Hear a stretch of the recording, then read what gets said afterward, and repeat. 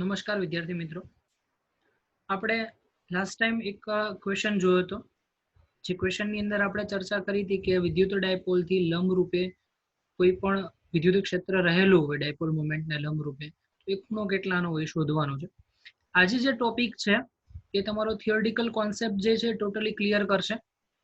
તો આ ટોપિકમાં ખાસ થિયોરિટિકલ ફંડા જે છે એ કઈ રીતે હું એક્સપ્લેન કરું છું એ ધ્યાન રાખજો. ક્વેશ્ચનમાં એવું કીધું છે કે વિદ્યુત ક્ષેત્ર રેખાની સમજૂતી આપો. તમને અહીંયા એવું કીધું છે કે જે પણ વિદ્યુત ક્ષેત્ર રેખા છે એની સમજૂતી આપો અને વિદ્યુત ક્ષેત્રનું માન સમજાવો. એટલે કે વિદ્યુત ક્ષેત્રનું મૂલ્ય કેટલું હશે એ તમારે સમજાવવાનું છે. તો પહેલા તો વિદ્યુત ક્ષેત્ર રેખાની આપણે સમજૂતી આપવાની છે અને પછી વિદ્યુત ક્ષેત્રનું મૂલ્ય કોના ઉપર આધારિત છે આ બે વસ્તુ સમજાવવાની છે. તો મેં તમને આગળ કીધું હતું કે વિદ્યુત ક્ષેત્રનું જે સૂત્ર છે E બરાબર KQ બાય R સ્ક્વેર. વિદ્યુત ક્ષેત્રનું સૂત્ર શું થશે? E બરાબર KQ બાય R સ્ક્વેર. એટલે કે ધન વિદ્યુત ભાર હોય કે ઋણ વિદ્યુત ભાર હોય એ દરેક માટે વિદ્યુત ક્ષેત્ર તમને મળતું જ હોય છે. પણ આજના આ ટોપિકની અંદર એના ઇમ્પોર્ટન્ટ પોઈન્ટ્સ જે છે એ તમારે કઈ જગ્યાએ કામમાં આવશે, કઈ રીતે દાખલા સોલ્વ કરવામાં ઇમ્પોર્ટન્સ છે એની હું ચર્ચા કરું છું. તો અહીંયા એવું કીધું કે વિદ્યુત ભાર કે વિદ્યુત ભારના તંત્રમાંથી ઉદ્ભવતું ક્ષેત્ર, માની લો કે કોઈક વિદ્યુત ભાર છે અથવા તો એનું તંત્ર છે, એના કારણે આપણને શું મળે છે? વિદ્યુત ક્ષેત્ર મળે છે. એનું જે ચિત્રાત્મક વર્ણન, હવે તમે એમ કહેશો કે આ ચિત્રાત્મક વર્ણન એટલે શું? તો વિદ્યુત ક્ષેત્ર જે છે એને તમે ચિત્ર વડે દર્શાવી શકો. હકીકતમાં તમને વિદ્યુત ક્ષેત્ર દેખાતું નથી, જે કેવું છે અદ્રશ્ય છે, તમે જોઈ શકતા નથી, પણ એની ફિલિંગ્સ આવે. તો એની ફિલિંગ્સ કઈ રીતે? તો હું તમને સમજાવું. માની લો કે શિયાળાનો ટાઈમ છે, તો શિયાળાના ટાઈમની અંદર તમે કપડાં પહેરેલા હોય, બરોબર? એ જે કપડાં તમે પહેરેલા હોય છે અને જ્યારે ઊનના કપડાં જે તમે શરીર ઉપરથી ઉતારો તો તમારા વાળ જે છે એ કપડા સાથે ખેંચાતા હોય એવું તમને લાગે છે. રૂવાટી જે હોય શરીરની એ કપડા સાથે ખેંચાય છે. તો આ જે ઘટના છે શું થયું કે તમારા શરીરમાં વિદ્યુત ક્ષેત્રનું નિર્માણ થયું ને જે બીજા પદાર્થને આકર્ષે અથવા તો અપાકર્ષે એનો ગુણધર્મ દર્શાવે છે. અને આ જે વિદ્યુત ક્ષેત્રને તમે આકૃતિ કે મતલબ કોઈ ચોક્કસ ચિત્ર વડે દર્શાવો છો, એ ચિત્ર વડે દર્શાવવાની ઘટના જેને કહેવામાં આવે છે વિદ્યુત ક્ષેત્ર રેખા. શું કહેવામાં આવે છે? વિદ્યુત ક્ષેત્ર રેખા. બટ ઓબ્વિયસલી હું તમને એક સિમ્પલ એક્ઝામ્પલ આપું. માની લો કે આ ધન વિદ્યુત ભાર હું અહીંયા દોરું છું. એક લાઈન અહીંયાથી આમ બનાવું, એક લાઈન અહીંયાથી આમ બનાવું, એક લાઈન અહીંયાથી આમ, એક લાઈન ઉપર અહીંયાથી આમ બનાવું છું, બરોબર? તો આ અલગ અલગ જે લાઈનો તમે બનાવો છો એ લાઈન એટલે તમારી વિદ્યુત ક્ષેત્ર રેખાઓ. ક્લિયર? હવે આ વિદ્યુત ક્ષેત્ર રેખાનું ચિત્રાત્મક વર્ણન એટલે તમને ખબર પડી ગઈ કે વિદ્યુત ક્ષેત્રનું ચિત્રાત્મક વર્ણન એ તમારી વિદ્યુત ક્ષેત્ર રેખા. સિમ્પલ અને શોર્ટ વસ્તુ યાદ રાખો કે વિદ્યુત ક્ષેત્ર જે છે એનું જે ચિત્રાત્મક મતલબ કે એને આકૃતિ વડે તમે જે દર્શાવી શકો છો એને વિદ્યુત ક્ષેત્ર રેખા કહે છે. ઓકે, આગળ જોઈએ કે અવકાશની અંદર વિદ્યુત ભારના વિદ્યુત ક્ષેત્રની દિશામાં હોય, કોઈ પણ અવકાશની આપણે વાત કરીએ તો વિદ્યુત ભારની અંદર જે વિદ્યુત ક્ષેત્રની દિશામાં હોય એવા સદિશ બનાવવામાં આવે છે અને જેમનો મૂલ્ય દરેક બિંદુએ વિદ્યુત ક્ષેત્રની તીવ્રતા દર્શાવે. મેં હમણાં જે તમને આકૃતિ બનાવી ને એ આકૃતિ સમજાવું, પણ એના કરતા હું બેટર રિપ્રેઝન્ટ મેં નીચે આકૃતિ તમને આપેલી છે એ જોઈએ. જો અહીંયા આકૃતિ, અહીંયા ધન વિદ્યુત ભાર છે અને આ બાજુ ઋણ વિદ્યુત ભાર છે. તો આ ધન વિદ્યુત ભાર અને ઋણ વિદ્યુત ભારમાં હું સદિશ બનાવતો જાઉં છું. તો સદિશ તમે જોવો છો બધી જગ્યાએ એક સરખા નથી. તમને દેખાય છે? શરૂઆતમાં વિદ્યુત ભારની નજીક જે છે એ સદિશ મોટો છે, એનાથી ઉપર થોડો નાનો, એનાથી ઉપર સૌથી નાનો છે. તો આનો મતલબ એવો દર્શાવે છે કે નજીકનો વિસ્તાર છે તો ત્યાં સદિશ મોટો છે, મતલબ કે તીવ્ર છે. જેમ જેમ દૂર જાય એમ એની તીવ્રતા ઘટતી જાય છે. જેમ જેમ દૂર જાય એની તીવ્રતા ઘટતી જાય. તો બીજો પોઈન્ટમાં એ જ કહેવા માંગે છે કે અવકાશની અંદર વિદ્યુત ભારના, અવકાશ એટલે કોઈ ચોક્કસ જગ્યા બનાવો, એમાં વિદ્યુત ભારના વિદ્યુત ક્ષેત્રની દિશામાં, એટલે કે કોઈ વિદ્યુત ક્ષેત્ર બનાવો છો એની દિશામાં હોય તેવા સદિશો બનાવો, એટલે કે ક્ષેત્રની દિશામાં હોય એવા સદિશ બનાવવામાં આવે છે. અને જેમના મૂલ્ય દરેક બિંદુએ, એનું જે મૂલ્ય છે દરેક બિંદુએ શું બતાવે છે? વિદ્યુત ક્ષેત્રની તીવ્રતાના સમપ્રમાણમાં. જો મૂલ્ય વધારે તો તીવ્રતા વધારે, જો મૂલ્ય ઓછું તો તીવ્રતા ઓછી. તો સિમ્પલ કંઈ જ નથી કરવાનું કે તમારે વિદ્યુત ક્ષેત્ર એની દિશામાં સદિશ બનાવો અને જે સદિશ જે છે એનું મૂલ્ય તમને મળે, એ મૂલ્ય એ તમારી વિદ્યુત ક્ષેત્રની તીવ્રતા એના સમપ્રમાણમાં હોય છે. નેક્સ્ટ કે બિંદુવત વિદ્યુત ભાર માટે મેં વાત કરી હતી કે બિંદુવત વિદ્યુત ભાર માટે E બરાબર KQ બાય R સ્ક્વેર. બિંદુવત વિદ્યુત ભાર માટે શું થશે? KQ બાય R સ્ક્વેર, જે તમને ખબર છે આ સમીકરણ.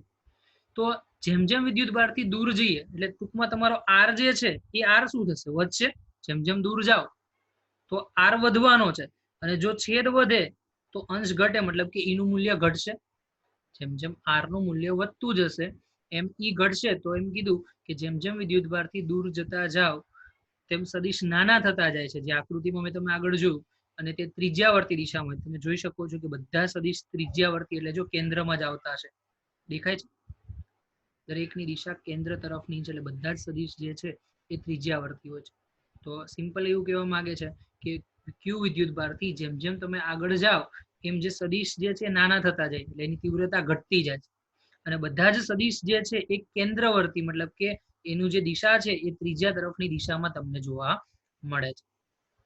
તો અહીંયા એવું કીધું કે ધન વિદ્યુતભાર માટે જે સદિશ તમે જોયા એ બધા બહાર જાય છે. ઋણ વિદ્યુતભાર માટે જે બધા સદિશ છે એ અંદર આવે છે. તો ખાસ ધ્યાન રાખજો કે જ્યારે પણ તમે ધન વિદ્યુતભાર માટે વિદ્યુત ક્ષેત્ર રેખા દોરો છો, કોના માટે?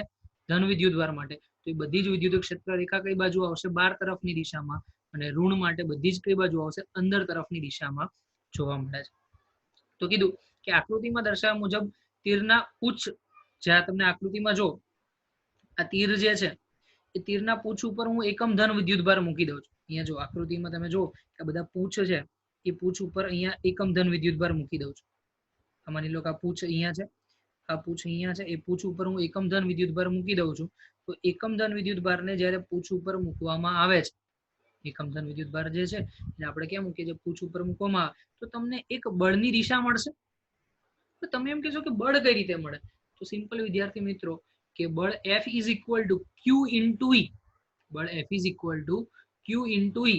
Q ને તો કોઈ દિશા ના આવડે, E ને દિશા છે, મતલબ જે દિશામાં વિદ્યુત ક્ષેત્ર છે એ જ દિશામાં તમને બળ મળે છે. તો તમે અહીંયા વિદ્યુત ક્ષેત્ર રેખા દોરી શકો છો. તો આકૃતિમાં દર્શાવ્યા મુજબ દરેક પૂંછ ઉપર એકમ ધન વિદ્યુતભાર મૂકવામાં આવે તો એના ઉપર જે બળ લાગે છે તો તે બિંદુની તીવ્રતા દર્શાવે છે. એકમ ધન વિદ્યુતભાર દીઠ જે બળ લાગે એને આપણે કહેવાય વિદ્યુત ક્ષેત્રની તીવ્રતા, ઇન શોર્ટ વિદ્યુત ક્ષેત્ર કહેવાય. અને આ તીરને તમે જોડી દેશો, જેટલા બી તીર છે બધાને તમે જોડી દેશો તો તમને એક ક્ષેત્ર રેખા મળે છે. શું મળે છે? ક્ષેત્ર રેખા. જો તમને એક સિમ્પલ સમજાવું. માની લો કે આ નાનકડા સદિશ જે છે અહીંયાથી, આ એક સદિશ અહીંયાથી આમ બનાવું, બીજો સદિશ અહીંયાથી આમ બનાવું, ત્રીજો સદિશ અહીંયાથી આમ, અને આ ચોથો. આ બધા સદિશને હું અહીંયા બનાવીને જોડી દઉં તો એ જોડતા મને એક સીધી સળંગ રેખા મળે છે. જે રેખા મળશે એ મને કેવી મળશે? સળંગ રેખા મળે છે. તો આ જે સળંગ રેખા જે છે એ સળંગ રેખા એ કઈ જ નહીં, તમારી વિદ્યુત ક્ષેત્ર રેખા છે. શું કહેવામાં આવે છે? વિદ્યુત ક્ષેત્ર રેખા. યાદ રાખજો કે સિમ્પલી તમે જેટલા પણ નાના નાના તીરને જોડતા જાવ અને તીરને જોડતા એક સળંગ વક્ર મળે છે અથવા તો સળંગ રેખા મળે છે. એ સળંગ રેખા એને કહેવામાં આવે છે વિદ્યુત ક્ષેત્ર રેખા. શું કહેવામાં આવે છે? વિદ્યુત ક્ષેત્ર રેખા. તો યાદ રાખજો કે જ્યારે પણ સળંગ રીતે તમે દોરતા જાઓ અને સળંગે સળંગ જે સીધે સીધો વક્ર મળે અથવા તો સીધે સીધી રેખા મળે એને કહેવામાં આવે છે વિદ્યુત ક્ષેત્ર રેખા.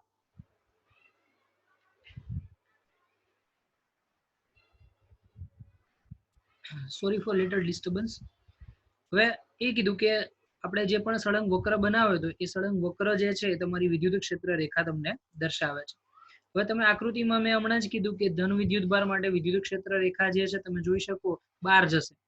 ઋણ માટે બધી જ વિદ્યુત ક્ષેત્ર રેખા અંદર તરફ આવે છે. પણ બીજી વસ્તુ કે વિદ્યુતભારથી નજીક સદિશ મોટો, જેમ જેમ દૂર જાવે સદિશ ઘટતો જાય, તો એવું દર્શાવે કે વિદ્યુત ક્ષેત્ર નજીક હશે ત્યારે પ્રબળ હશે, જેમ જેમ દૂર જાય વિદ્યુત ક્ષેત્ર ઘટતું જાય છે. એના પછીની જે અલગ અલગ આકૃતિ છે ખાસ ધ્યાન રાખજો. તો પહેલી આકૃતિ તમે જો, Q1 માંથી વિદ્યુત ક્ષેત્ર રેખા નીકળી અને Q2 ની અંદર ટર્મિનેટ થાય છે. તો આનો મતલબ એવું થાય કે ધનમાંથી વિદ્યુત ક્ષેત્ર રેખા નીકળશે અને ઋણમાં નાશ પામશે. ધનમાંથી નીકળે એટલે Q1 નો નેચર તમે પૂછે તો કેવો આવે? તો Q1 જે છે એ ધન આવશે અને Q2 છે એ ઋણ આવશે. યાદ રાખજો કે ધનમાંથી વિદ્યુત ક્ષેત્ર રેખા નીકળશે અને ઋણની અંદર શું થશે? નાશ પામશે. તો Q1 જે છે એ ધન હશે અને Q2 એ ઋણ આવશે. બીજી વસ્તુ કે કોઈ પણ ધન વિદ્યુતભાર છે તો ધન વિદ્યુતભાર માટે બધી જ વિદ્યુત ક્ષેત્ર રેખા બહાર આવશે. અને એના પછી ત્રીજી આકૃતિમાં જો ઋણ વિદ્યુતભાર છે તો બધી જ વિદ્યુત ક્ષેત્ર રેખા અંદર આવશે. એના પછીનો નેક્સ્ટ પોઈન્ટ આપણે જોઈએ. તો નેક્સ્ટ પોઈન્ટની અંદર આકૃતિ તમને અહીંયા જે મેં કીધું એ પ્રમાણે ધનમાંથી વિદ્યુત ક્ષેત્ર રેખા નીકળી, ઋણમાં નાશ પામી, ઋણની અંદર બધી જ વિદ્યુત ક્ષેત્ર દાખલ થાય અને ધનમાંથી બધી બહાર નીકળે. હવે ઉપરના ક્વેશ્ચનમાંથી તમે કઈ એવું ના કીધું કે સર કે ઉપરની અંદર અને નીચેનામાં કંઈક ફરક છે? તો જો Q2 ની અંદર દાખલ થતી વિદ્યુત ક્ષેત્ર રેખાની સંખ્યા ગણો તમે. કેટલી છે? 3 અને બીજી 3 6 અને અહીંયા Q1 માંથી નીકળતી ટોટલ સંખ્યા કેટલી થાય? 12 છે. તો અહીંયા સંખ્યા 12, અહીંયા 6, તો ઇન શોર્ટ કહેવાય Q2 કરતા Q1 જે છે એ વિદ્યુત ભારનું મૂલ્ય વધારે છે. Q2 કરતા Q1 વિદ્યુત ભારનું મૂલ્ય વધારે હશે, એટલે કે જેટલું વિદ્યુત ભારનું મૂલ્ય વધારે ઇન શોર્ટ એટલી વિદ્યુત ક્ષેત્ર રેખા તમને વધારે મળશે. તો વિદ્યુત ભાર વધારે તો વિદ્યુત ક્ષેત્ર રેખા એટલી વધારે થાય. 3 ગણું હોય તો 3 ગણી વિદ્યુત ક્ષેત્ર રેખા, 4 ગણું હોય તો 4 ગણી વિદ્યુત ક્ષેત્ર રેખા. ઓકે, ધેન આફ્ટર બીજી વસ્તુ કે વિદ્યુત ક્ષેત્ર રેખા જે છે આ સુવાહકની વાત કરો. આ ધનમાંથી નીકળી તો સુવાહકની અંદર જ્યારે દાખલ થાય છે ને એ સપાટીને એક્ઝેક્ટ લંબ રૂપે, એટલે અહીંયા ખૂણો જે બનાવશે એ ખૂણો કેટલાનો આવશે? 90 ડિગ્રીનો. તો કોઈ પણ સુવાહક હોય તો એમાં દાખલ થતી અથવા તો એમાંથી બહાર નીકળતી વિદ્યુત ક્ષેત્ર રેખા તમે દોરશો તો એ હંમેશા સપાટીને લંબ રૂપે એટલે 90 ડિગ્રીના ખૂણે હશે. કેવા હશે? સપાટીને 90 ડિગ્રીના ખૂણે, જે તમે આકૃતિમાં જોઈ શકો છો. ચલો, આટલી વસ્તુ તમારી મેન ઇમ્પોર્ટન્ટ વસ્તુની આપણે ચર્ચા કરી કે વિદ્યુત ક્ષેત્ર રેખાઓ કઈ રીતની હશે અને એની કઈ રીતની આપણે ક્ષેત્ર રેખાની ભાત મળે છે એ જોઈએ. હવે નેક્સ્ટ, માની લો કે એક વિદ્યુત ભાર ધન છે અને બીજો વિદ્યુત ભાર ઋણ છે. એક વિદ્યુત ભાર ધન અને બીજો વિદ્યુત ભાર ઋણ છે. બંને ધન અને ઋણ હોય તો એમાં બધી જ ધનમાંથી વિદ્યુત ક્ષેત્ર રેખા નીકળશે, ઋણમાં નાશ પામશે. બરોબર. એની સિવાય ઊંધું લઈએ કે બંને વિદ્યુત ભાર ધન છે અથવા તો બંને ઋણ છે. તો જો ધનમાંથી વિદ્યુત ક્ષેત્ર રેખા બહાર નીકળે છે, પણ આ બાજુથી વિદ્યુત ક્ષેત્ર રેખાની દિશા અહીંયાથી આમ દર્શાવી દીધી 360 ડાયરેક્શનમાં, કારણ કે કોઈ પણ બિંદુવત વિદ્યુત ભાર હોય તો વિદ્યુત ક્ષેત્ર હંમેશા 360 ડાયરેક્શનમાં 360 ડિગ્રીના ખૂણા ઉપર રહેલો છે. ક્લિયર? તો અહીંયા 360 માં દર્શાવશો, પણ જ્યારે નજીક નજીકની ક્ષેત્ર રેખાઓ હોય તો ધન ધન વચ્ચે શું થાય? અપાકર્ષણ થાય. ધન ધન વચ્ચે શું થશે? અપાકર્ષણ થાય. તો આ ક્ષેત્ર રેખાઓ જ્યારે અહીંયા નજીક આવશે તો એ બંને એકબીજાને છેદતી નથી, સીધી આમ ઉપર જતી રહેશે ને આ અહીંયાથી આમ ઉપર જતી રહેશે. એ જ ક્ષેત્ર રેખા નીચેથી અહીંયાથી આમ અને બીજી ક્ષેત્ર રેખા અહીંયાથી આમ જતી રહેશે. એટલે ઇન શોર્ટ એવું કહેવા માંગે કે જ્યારે બંને વિદ્યુત ભાર ધન હોય અથવા તો બંને વિદ્યુત ભાર ઋણ હોય તો એ પરિસ્થિતિની અંદર ક્ષેત્ર રેખાઓ જે છે તો શું કરશે? બંને અપાકર્ષણ પામે, અપાકર્ષણના કારણે સીધે સીધી શું થઈ જશે? ઉપર સમાંતરે જતી રહેશે. ધારો કે આપણે એવું કહીએ કે બંને વિદ્યુત ક્ષેત્ર રેખા જે છે બંને વિદ્યુત ભાર ઋણ લઈએ છીએ, ધનની જગ્યાએ આપણે બંને વિદ્યુત ભાર કેવા લઈ લઈએ છીએ? ઋણ. તો એ પરિસ્થિતિમાં શું થશે? ચલો તમે મને કહો કે બંને ઋણ હશે તો શું થશે? તો સિમ્પલ વિદ્યાર્થી મિત્રો, જ્યારે બંને ઋણ હશે ને તો આ વિદ્યુત ભાર અહીંયા માઇનસ કરી દો, અહીંયા માઇનસ કરી દો. તમે જે કેન્દ્રમાંથી બહાર જતી દિશામાં એરો બતાવ્યો એની જગ્યાએ શું આવશે? એરો અંદર જતી દિશામાં આવશે. આ બધા એરો શું થશે? અંદર જતી દિશામાં બદલાઈ જશે. એરોની દિશા બદલાશે, બાકી જે એનું ચિત્રાત્મક વર્ણન છે એ ચિત્રાત્મક વર્ણનમાં કોઈ જ ફરક પડતો નથી. યાદ રાખજો કે જ્યારે પણ તમે ધન વિદ્યુત ભારની જગ્યાએ ઋણ વિદ્યુત ભાર લઈ લો છો તો એ પરિસ્થિતિની અંદર માત્ર એનું ચિત્રાત્મક વર્ણનમાં જે ક્ષેત્ર રેખાનો સિમ્બોલમાં ઉપર તીર જતું હતું એની જગ્યાએ અંદર તીર આવશે. એના પછી જો કે વિદ્યુત ક્ષેત્ર જે છે એક સમતલ આપ્યું છે, સમતલમાં બધું જ ધન વિદ્યુત ભાર છે. તો મેં કીધું કે જ્યારે સુવાહક સમતલ હોય ત્યારે વિદ્યુત ક્ષેત્ર રેખા લંબરૂપે હશે. કેવી હશે? લંબરૂપે. તો આ મુદ્દાઓ પરથી જે ઇમ્પોર્ટન્ટ પોઈન્ટ્સ તમારે યાદ રાખવાના છે મેં તમને અહીંયા લખી આપેલા છે, ખાસ ધ્યાન રાખજો. પહેલું, વિદ્યુત ક્ષેત્રનું મૂલ્ય, મતલબ કે જેટલી વિદ્યુત ક્ષેત્ર રેખાઓ ગીચોગીચ હશે એટલું જ મૂલ્ય વધારે હશે. તો સિમ્પલ તમે જો કે વિદ્યુત ભારની નજીકનો ભાગ છે ત્યાં બધી રેખાઓ ગીચોગીચ છે, છૂટી નથી, ભેગી છે. જે જગ્યાએ વિદ્યુત ક્ષેત્ર રેખાઓ ગીચોગીચ હોય તો એ પરિસ્થિતિમાં ક્ષેત્ર રેખાઓ ગીચોગીચ હોવાથી ક્ષેત્રનું મૂલ્ય વધારે મળે છે. બરાબર. બીજી વસ્તુ કે જો વિદ્યુત ક્ષેત્ર રેખાઓ છૂટી છૂટી હશે તો એ સંજોગોની અંદર વિદ્યુત ક્ષેત્ર નિર્બળ હશે. કેવું હશે? નિર્બળ. તો યાદ રાખવાનું કે વિદ્યુત ક્ષેત્રનું મૂલ્ય તમારે દર્શાવવું હોય તો એ કોના ઉપરથી દર્શાવી શકાય? તો વિદ્યુત ક્ષેત્ર રેખાની ગીચતા ઉપરથી. એમસીક્યુ તમને પૂછાય કે વિદ્યુત ક્ષેત્રનું મૂલ્ય કોના વડે દર્શાવી શકાય? તો વિદ્યુત ક્ષેત્ર રેખાઓની ગીચતા એ વિદ્યુત ક્ષેત્રનું મૂલ્ય દર્શાવે છે. જો વિદ્યુત ક્ષેત્ર રેખાઓ બહુ જ નજીક હશે, બહુ જ નજીક, તો ક્ષેત્ર પ્રબળ હશે અને જો છૂટી છવાઈ હશે તો ક્ષેત્ર નિર્બળ હશે. ક્લિયર? પછી એમ કીધું કે વિદ્યુત ક્ષેત્ર રેખાઓ જે છે સતત છે. વિદ્યુત ક્ષેત્ર રેખાઓ સતત છે, ધનમાંથી નીકળે છે અને ઋણમાં ટર્મિનેટ પામે, ટર્મિનેટ થાય છે, પરિણમે છે. ઋણની અંદર છેલ્લે જઈને નાશ પામે, ઋણમાંથી પાછી બહાર નીકળતી નથી. તો યાદ રાખજો કે વિદ્યુત ક્ષેત્ર રેખા છે એ સતત છે અને ધનમાંથી નીકળે છે અને ઋણની અંદર પરિણમે છે. ધનમાંથી નીકળે અને ઋણમાં પરિણમે છે. ક્લિયર? હવે સતતનો મતલબ એવું છે કે તમે ક્યારેય પણ વિદ્યુત ક્ષેત્ર રેખા જે છે એને ત્રુટક ના લખી શકો. ત્રુટક એટલે કોઈ જગ્યાએ ટુકડો ના બને. વિદ્યુત ક્ષેત્ર રેખાનો ક્યારેય પણ ટુકડો શક્ય નથી. બધી જ વિદ્યુત ક્ષેત્ર રેખા કેવી હશે? સતત એકધારી. માની લો કે અહીંયાથી હું આમ લાઈન બનાવું, એ લાઈન સીધે સીધી જ હશે. ક્લિયર? એના પછીનો પોઈન્ટ, કોઈ ક્ષેત્ર રેખા પાસે આપણે સ્પર્શક બનાવે છે. માની લો કે આ ક્ષેત્ર રેખા હું તમને અહીંયા દોરીને સમજાવું. ધારો કે આ ક્ષેત્ર રેખા મેં બનાવી, આ બિંદુ આગળ હું સ્પર્શક બનાવું છું. તો આ જે સ્પર્શક જે છે એ સ્પર્શક તમારા વિદ્યુત ક્ષેત્રની દિશા દર્શાવે છે. કોઈ પણ જે ક્ષેત્ર રેખા છે, આખી ક્ષેત્ર રેખા છે, એનું આ બિંદુ આગળ મેં સ્પર્શક બનાવ્યો. આ જે પર્ટિક્યુલર બિંદુ છે એ બિંદુ આગળ મેં સ્પર્શક બનાવ્યો. તો એ જે સ્પર્શક છે એ સ્પર્શક તમારા વિદ્યુત ક્ષેત્રની દિશા દર્શાવે છે. કોની દિશા દર્શાવે છે? વિદ્યુત ક્ષેત્રની દિશા દર્શાવે છે. એના પછીનો પોઈન્ટ એવો છે કે ક્યારેય પણ બે ક્ષેત્ર રેખાઓ એકબીજાને છેદતી નથી. ક્યારેય પણ બે ક્ષેત્ર રેખાઓ એકબીજાને છેદતી નથી. જો નીચે આકૃતિમાં જો, એક ક્ષેત્ર રેખા અને બીજી બે ક્ષેત્ર રેખા છેદે છે એવું મેં તમને આકૃતિમાં બનાવ્યું. તો હવે એ બે બિંદુ આગળ છેદે તો એ બિંદુ આગળ તમને બે જુદા જુદા સ્પર્શક મળે. તો ક્યારેય પણ એક જ બિંદુએ બે જુદા જુદા સ્પર્શક શક્ય નથી. યાદ રાખજો કે ક્યારેય પણ વિદ્યુત ક્ષેત્ર રેખા એકબીજાને છેદે નહીં. એક અહીંયાથી આમ, બીજી અહીંયાથી આમ, આ બંને ક્યારેય એકબીજાને છેદતી નથી. કેમ? જો આવું છેદે તો છેદન બિંદુ આગળ તમને બે સ્પર્શક મળે અને બે સ્પર્શક તમને બે વિદ્યુત ક્ષેત્રની જુદી જુદી દિશા દર્શાવે. એટલે કે એક જ બિંદુ આગળ ક્યારેય પણ બે અલગ અલગ વિદ્યુત ક્ષેત્ર શક્ય નથી. એના પછી કે સુવાહક ઉપર તમે વિદ્યુત ભાર સ્થિર ગોઠવેલો છે. ધારો કે કોઈ એક સુવાહક છે, ઉપરની આકૃતિમાં મેં દોરી કે સુવાહક પર વિદ્યુત ભાર જે છે એ સ્થિર છે. તો અહીંયા જો સ્થિર વિદ્યુત ભાર છે, તો એમાંથી દાખલ થતી અથવા તો બહાર નીકળતી, અંદર દાખલ બી થાય અને બહાર પણ નીકળે છે. તો દાખલ થતી કે બહાર નીકળતી વિદ્યુત ક્ષેત્ર જે રેખા છે એ હંમેશા લંબ રૂપે જ હશે. ક્લિયર? તો આટલા જે મુદ્દા છે, ઇમ્પોર્ટન્ટ પોઈન્ટ્સ, એ તમારે યાદ રાખવાના છે. ગોખવાની જરૂર નથી. મેં આકૃતિ સાથે એટલે જ સમજાવ્યું કે દરેક કિસ્સા માટે કઈ આકૃતિ છે તમે સમજી શકો છો. ક્લિયર? એના પછી જે ટોપિક છે, વિદ્યુત ક્ષેત્ર રેખા હોય તો એક બાજુથી માની લો કે આમ વિદ્યુત ક્ષેત્ર આવે, બીજી બાજુથી અહીંયાથી આમ આવે, તો એ વિદ્યુત ક્ષેત્ર રેખા શું કરશે? એકબીજાને તટસ્થ કરશે. હું તમને એક એક્ઝામ્પલ આપું. માની લો કે તમને કોઈ એક બાજુથી 10 ન્યૂટનથી ખેંચે અને બીજી બાજુથી પણ 10 ન્યૂટનથી વિરુદ્ધ દિશામાં ખેંચે, તો પરિણામે તમારી ઉપર બળ કેટલું છે? શૂન્ય થશે. તો અહીંયા પણ એવું છે કે જ્યારે વિદ્યુત ક્ષેત્ર રેખા પરસ્પર વિરુદ્ધ દિશામાં હશે તો એ બિંદુએ કોઈ ચોક્કસ સ્થાને તમને પરિણામી વિદ્યુત ક્ષેત્ર શૂન્ય મળે છે. પરિણામી વિદ્યુત ક્ષેત્ર જે છે એ શૂન્ય મળે છે. તો આ માટે મેં તમને એક અહીંયા ઉદાહરણ આપેલું છે કે કઈ જગ્યાએ તમને પરિણામી વિદ્યુત ક્ષેત્ર શૂન્ય છે એની આપણે ચર્ચા કરવાની છે. ચલો, તો એમ કીધું કે જ્યારે બે વિદ્યુત ભાર છે એ બે વિદ્યુત ભાર કાં તો ધન હશે અને કાં તો બંને ઋણ હશે. હું એમ કહું છું કે જે વિદ્યુત ભાર તમે લો છો એ બંને ધન છે અથવા તો બંને ઋણ છે. તો તટસ્થ બિંદુ ક્યાં મળશે? તો એક એક્ઝામ્પલ હું તમને અહીંયા સમજાવું છું. માની લો કે આ એક રેખા મેં બનાવી. હવે એ રેખા ઉપર એક સાઈડ હું +Q1 લખી દઉં છું અને બીજી બાજુ +Q2 લખી દઉં છું.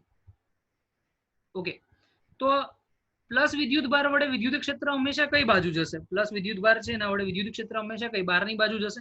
તો અહીંયા તમે જો આ બાજુ બહાર જશે, આ Q2 છે અહીંયાનું આ બાજુ પણ તમે લખો તો બે બહાર જશે.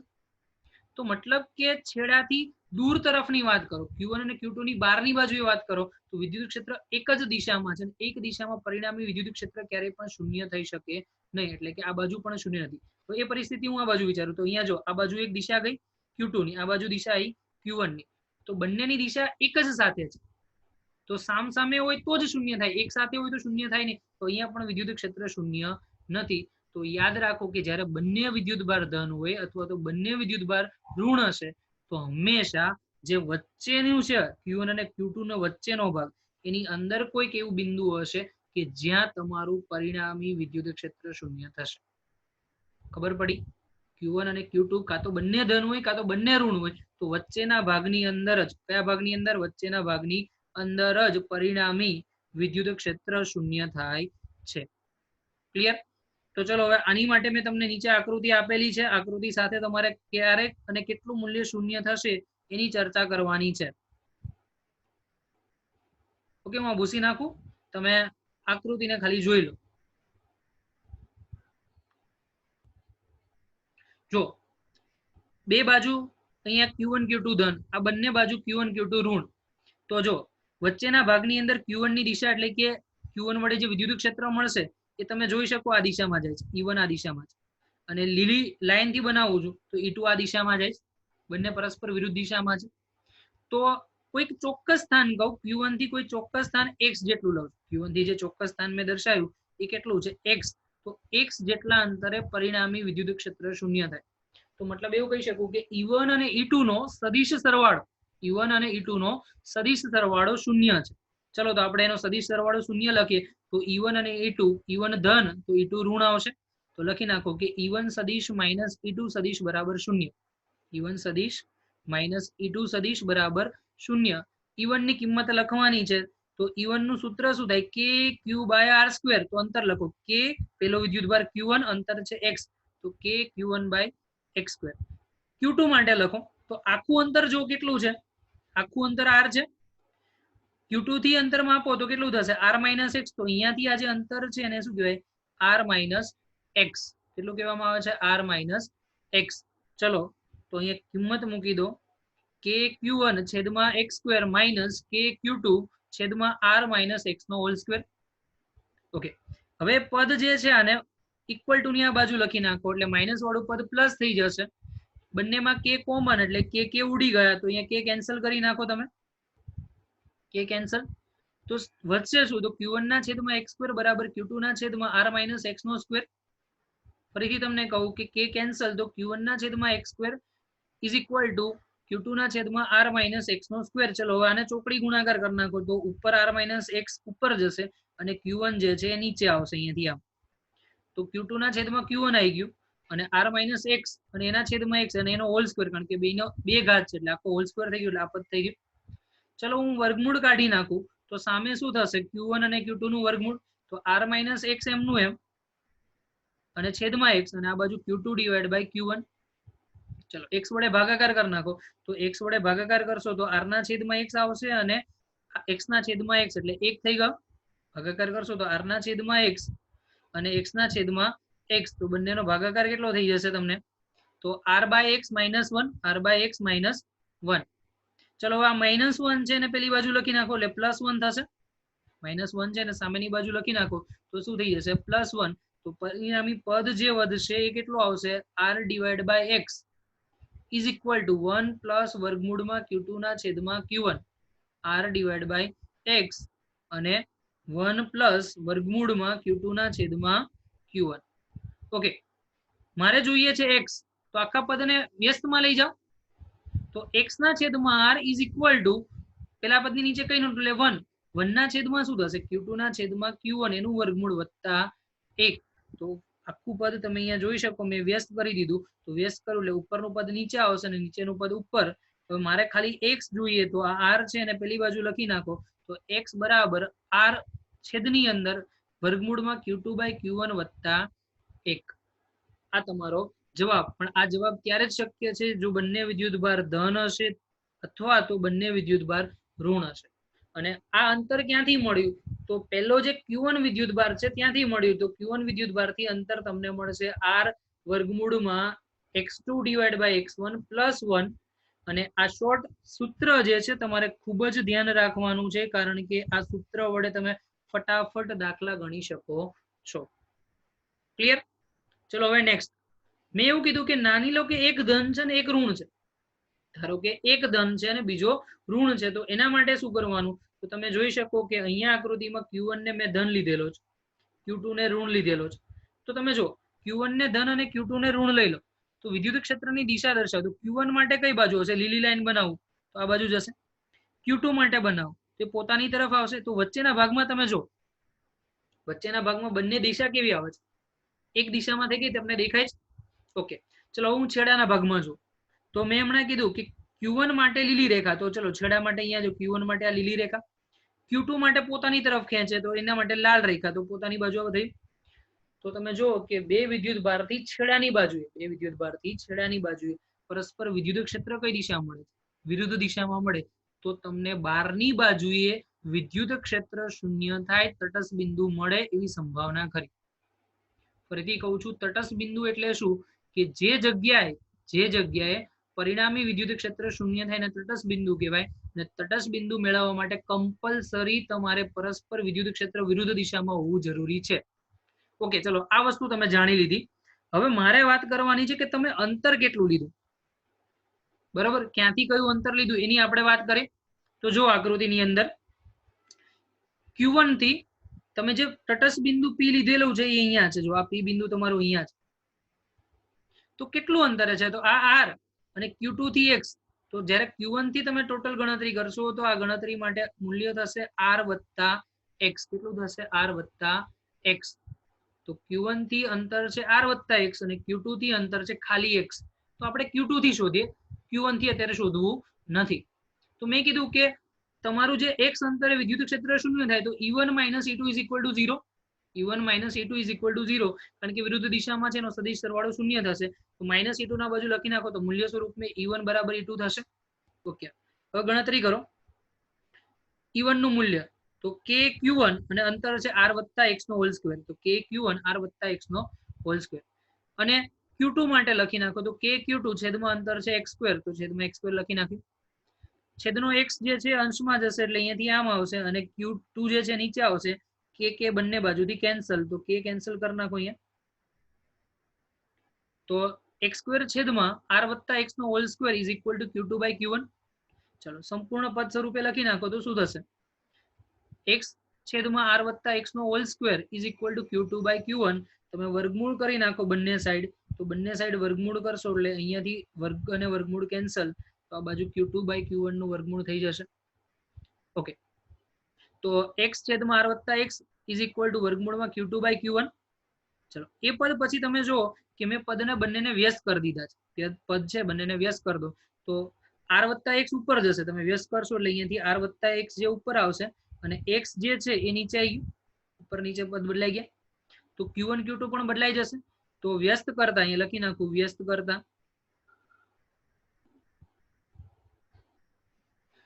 ચલો R વત્તા X છેદમાં X = Q1 છેદમાં Q2 નું વર્ગમૂળ. મારે તો X જ જોઈએ છે. ચલો ગણતરી કરો. R વત્તા X શોધો તો પણ વાંધો નથી. R વત્તા X તમારે ઘરેથી શોધવાનું છે. અત્યારે હું X શોધીને તમને બતાવું છું. તો X નો ગુણોત્તર તો R/X વત્તા X/X એટલે 1 થઈ ગયું. તો આના છેદમાં આ જશે, આના છેદમાં આ જશે. તો X કેન્સલ એટલે 1. તો R ના છેદમાં X વત્તા 1 બરાબર વર્ગમૂળમાં Q1/Q2. ચલો હવે ફરીથી પાછો 1 ને પેલી બાજુ મોકલી દો. ચલો 1 ને પેલી બાજુ મોકલો એટલે માઈનસ થશે.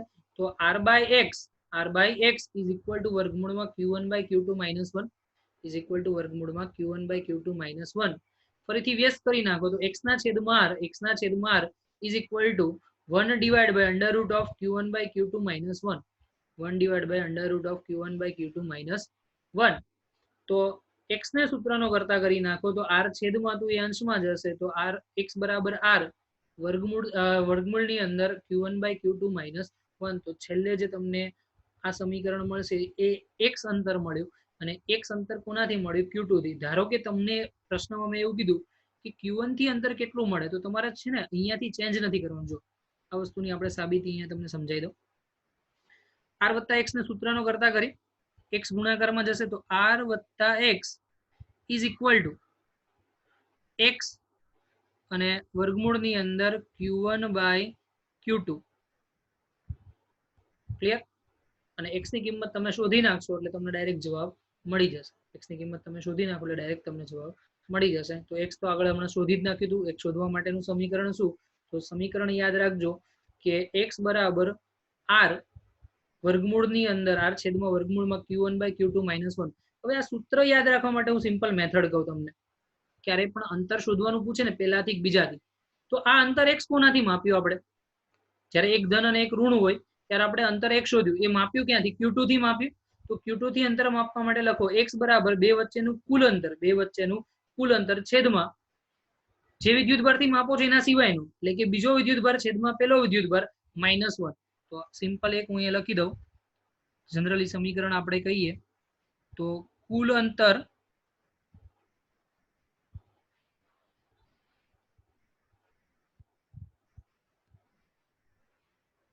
એના છેદમાં બીજો વિદ્યુતભાર છેદમાં પ્રથમ વિદ્યુતભાર -1. યાદ રાખજો, કુલ અંતર છેદમાં બીજો વિદ્યુતભાર માઇનસ પ્રથમ ડિવાઈડ બાય પ્રથમ વિદ્યુતભાર -1. અને આ ક્યારે કે જ્યારે એક પ્લસ હોય ને એક માઇનસ હોય ત્યારે. તો ધારો કે બંને પ્લસ છે અથવા તો બંને માઇનસ છે, તો સૂત્ર શું થાય? તો કુલ અંતર